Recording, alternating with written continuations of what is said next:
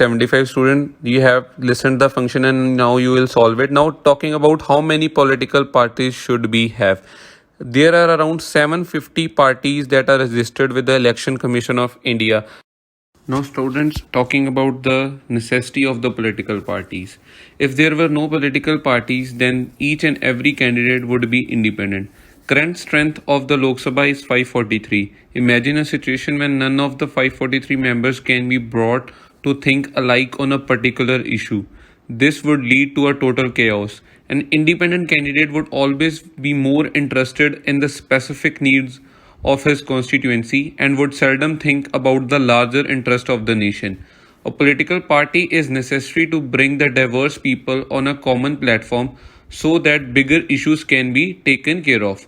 The democracy which is being practiced all over the world is called representative democracy because we are being represented by the parties. In this system, governance is done through people's representative because it is impossible for each citizen to directly participate in the governance.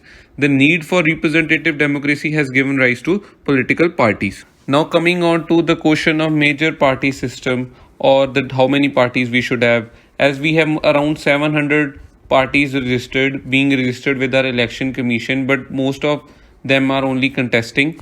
Now talking about the major party system, first kind of party system is one party system. In some countries, only one party is allowed to control and run the government. This is called one party system. For example, as you remember in previous chapter, we have talked about China, where only Communist Party is allowed to rule, or there is no other political parties, there is no opposition, only there is rule of one party. Another system is two-party system, where power is shared between two main parties. Such party system is called two-party system. The United States of America and the United Kingdom are example of two-party system. And the last one is the multi-party system, which we are having, our India is having. If several parties compete for power and more than two parties have reasonable chance of winning, we call it a multi-party system. In India, we have multi-party system. Since multi-party system tend to offer more choices to the voters, it is often considered better than other party system because we have more option of the parties rather than choosing again and again one party or choosing again and again between the two parties. Here we'll compare between the two-party system and multi-party system also. Talking about the two-party system, it presents voter a simple choice, but in the multi-party system, they are having many choices. In two-party system, this provides for stable governance, whereas in multi-party system, the government is not stable in this system because we have the fluctuant instability, which we can say one of the flaw. Now talking about the two-party system, they are not as flexible because they have more or less rigid set of opinions on every issue. For example, USA and UK. And talking about the multi-party system, it is more responsive to a change or shift in public opinion. For example, India, as there are a number of political parties, they cannot take a wrong step or they cannot go in a negative way because they know that after 5 years they'll not come again. So they have to gain their popularity to be in the power. Now coming on to page 76, student, there is one question at the last which is being asked. You have to read this whole scenario and you have to suggest them what they should do so that there is more transparency, more of the issues are taken up. This is your homework, student. You have to solve it in your notebooks. And on page 78, they have talked about the popularity, means in the other countries, in the other parts, the political parties are not that much popular as compared to the Indian side. So coming towards the different parties, first I'll give you brief about the national parties and the state parties, then we'll talk about the main national parties. First talking about the national party, to which party we'll say that it is a national, that this particular party is a national party, not a state party. A party that secures at least 6% of total votes, means the party which secures 6% of total votes in Lok Sabha elections or assembly elections in 4 states and wins at least 4 seats in Lok Sabha is recognized as a national party.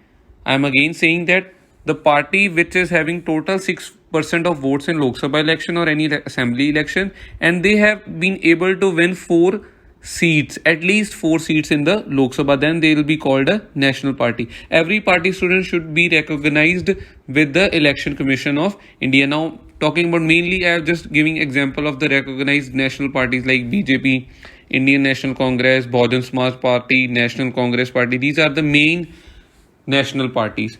Now talking about the state parties.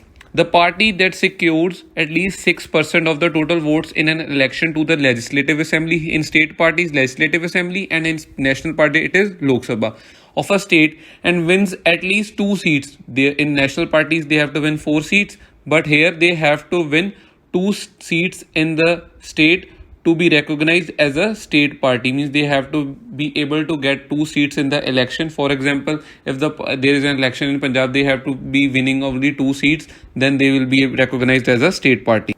Some of the example of the state party recognized in India are Aam Aadmi Party, right? All India National Congress, All India Forward Bloc, All Jharkhand Students Union, Indian National Lok Dal, Akali Dal, Janta Dal. There are many parties. There are a number of parties which are recognized as state parties. Now coming towards the main parties, which are national parties, which are the main political parties which have been there since independence or before independence. The first main political party is the Indian National Congress, or popularly known as the Congress Party. Student, this is the one of the oldest party. It was formed in 1885. They have their major role played in the national struggle of India. Means they have helped a lot. Their leaders, their active followers, their members have helped a lot India to gain independence.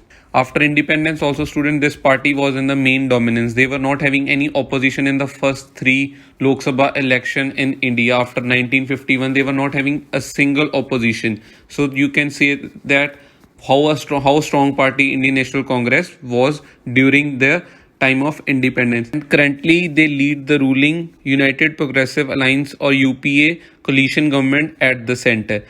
Now coming towards the other party, that is the Bharatiya Janata Party, who is the main political parties nowadays, the popular political party. Bharatiya Janata Party, it was formed in 1980, and they wanted to build a strong and modern India.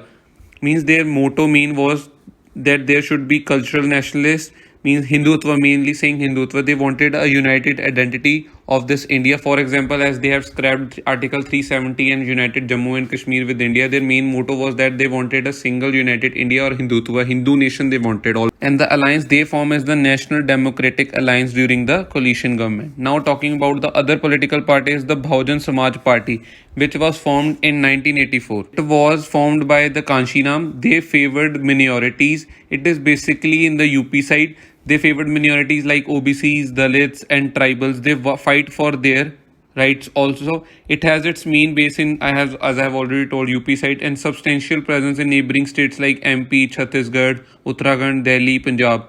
They formed the government in UP several times by taking the support of different parties, because they are kind of small parties as compared to the other big parties like Congress and Bharatiya Janata Party. Now talking about the other party is the Communist Party of India, Marxist, CPIM. It was founded in 1964, and they support the beliefs or thinking of Marxism and Leninism. Means they support socialism, secularism, and democracy, and they are strongly against the system of imperialism and communalism. They want to secure the objectives of socio-economic justice in India. They fight for the rights of the people. Talking about the other party is the Communist Party of India, that was formed in 1925, and it also believes in Marxism and Leninism, and they are opposing communalism. They were the strong party, but they became weak after the split in 1964, and the split party was Communist Party of Marxist. The split was basically because when there was Congress time period in 1960s, they wanted to support the Soviet rule, kind of rule, but the CPI thought that they are going for communalism, so they got splitted, because the CPIM, they are strongly against the communalism. Now talking about the last party, Nationalist Congress Party, it was formed in 1999. It was also got splitted from the Congress Party. They believed in democracy, Gandhian secularism, equity, social justice, and federalism, and they wanted that high offices in government to be confined to natural born citizens of the country. Means they should not be favored by the government.